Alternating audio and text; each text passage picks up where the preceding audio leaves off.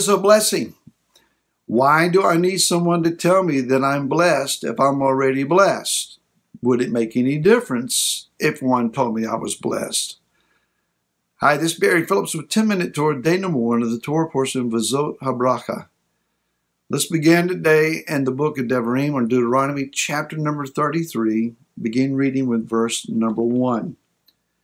This is the blessing with which Moshe, the man of Elohim, blessed the children of Israel before his death. And he said, Yahweh came from Sinai and rose from Seir for them.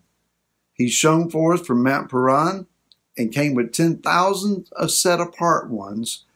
At his right hand a law of fire for them. Indeed, he loves the peoples. All his set-apart ones are in your hand, and they sat down at your feet, receiving your words. Verse 4, Moshe commanded us a Torah, an inheritance of the assembly of Yaakov, and he was a sovereign in Yeshurun when the heads of the people were gathered, the tribes of Israel.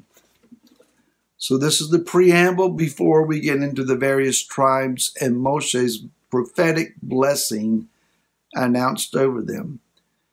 Very basically, the bracha, the blessing, it is an event by which one kneels before another who is deemed superior or of greater authority with an ability to offer something to the one kneeling. The one standing before the knelt one takes his hands or her hands, lays them upon the one kneeling before them, and announces over them how that they are now favored by them, that they are accepted by them, and perhaps that there is some benevolent action or attitude or opportunity that is now being placed upon them. So a blessing basically is one bestowing favor and benefit to one who would kneel before them. So in order for me to bless someone, I have to have some ability to offer that to them. I can't just speak whimsically even if it's passionate and with great desire. If I don't have it, I can't give it.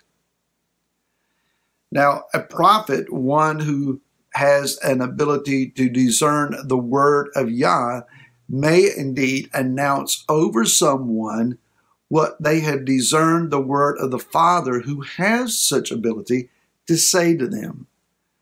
Unfortunately, though, we have all seen, or maybe even ourselves, we have seen folks that have run from one location to the other, one gifted, quote-unquote, person after the other, looking for a blessing, for a prophetic word, hoping to hear and discern some kind of clue as to a benefit in their future. Maybe there's a better turn in the road ahead of me, a prophesied increase of anointing or income, etc.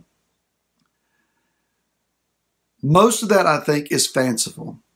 Most of that probably, in my estimation, you may have a different understanding in history, but a lot of what I've seen is not very accurate. I've stood in prayer lines and had quote-unquote words of prophecy spoken over me that kind of faded into nothingness and nothing really ever came of it.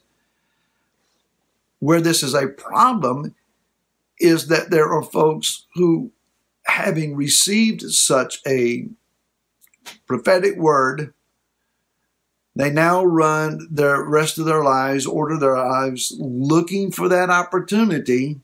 Well, they said that I was going to meet so-and-so or do such and such or receive something, and I'm just waiting. I'm basing my life's decisions based upon this sure word of prophecy. Folks, we have to realize that Yah said that there would be prophets that would prophesy, and he said, I didn't send them, and they're not prophesying for me. So just because someone carries the title, assumed title, or a badge, or is noted as such a gifted person, doesn't mean that they are necessarily legit. Or A prophet sometimes could be well-meaning, well-intentioned, but not really offering what thus says Yahweh. So whatever word that we receive, however we receive it, and from whoever we receive it, the first order of business then is to take that into your prayer chamber and pray over it. Just because you feel good about it doesn't make it true. Just because you want it to be true doesn't mean it's going to be true.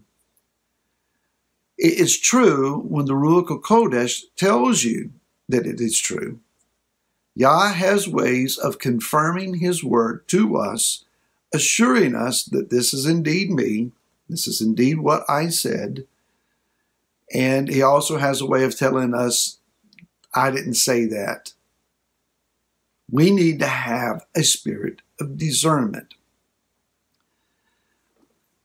I'll deviate slightly here and perhaps go into a little different area, but it is vitally connected. I was made aware of, through prayer and discernment and spiritual warfare some long number of years ago, a couple decades ago perhaps, that there is a particular, I'll call it a demonic foe or spirit that seeks to attack in a very specific way. And the name that I was given in prayer for this particular foe of the spirit was, quote unquote, wrong focus. This demonic entity called wrong focus has a particular assignment, and that is to catch your time and your attention and put it in an area where the focus, it may not be sinful, it's just wrong. It's not the right focus for the moment. For example, I could be in the depths of study trying to determine what I'm going to teach on an occasion, and I just feel an urge to go over and connect on a particular news story. The next thing you know, I run down a long rabbit trail of connecting dots and looking for how it all measures out and what stories have led to this, and an investigation has taken place. And then I realized I've just wasted an hour, 2 hours running down a rabbit trail that has benefited and profited nothing. And wrong focus has won again. That's 2 hours perhaps that I could have been more thoroughly entrenched in the Word and actually hearing and gaining some understanding.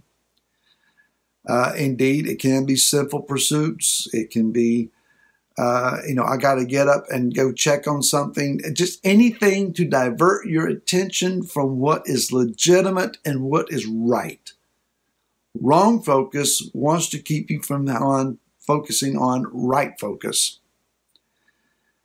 When it comes to studying the scriptures, personal words of prophecy, as we go into these tribes this week and understand what it is that Yah is saying to them, wrong focus would have us to try to understand, well, it's just about what was said to them. It's important that you and I understand that everything that is taking place in the earth, currently and in days to come, all the agendas that are exposed, all the political maneuverings, all the developments within nations, especially as they point toward Israel. All of the stuff that wants to capture our time and our attention, wrong focus would have us to delve into that and seek out all the little nooks and crannies of it. But understand this, right focus it's about revealing Yeshua the Messiah. I said this recently, I'll say it again, the book of Revelation. It's not the book of the revelation of the Antichrist. It is the book of the revelation of Yeshua. The last days events would have us rightly focus on the revelation of Yeshua, the coming of his kingdom.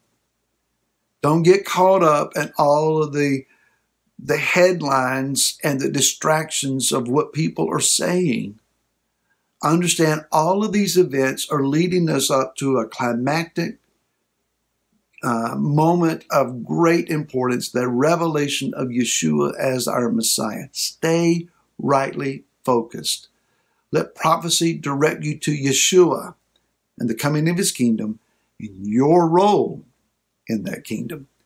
We'll take this further tomorrow. To this, shalom.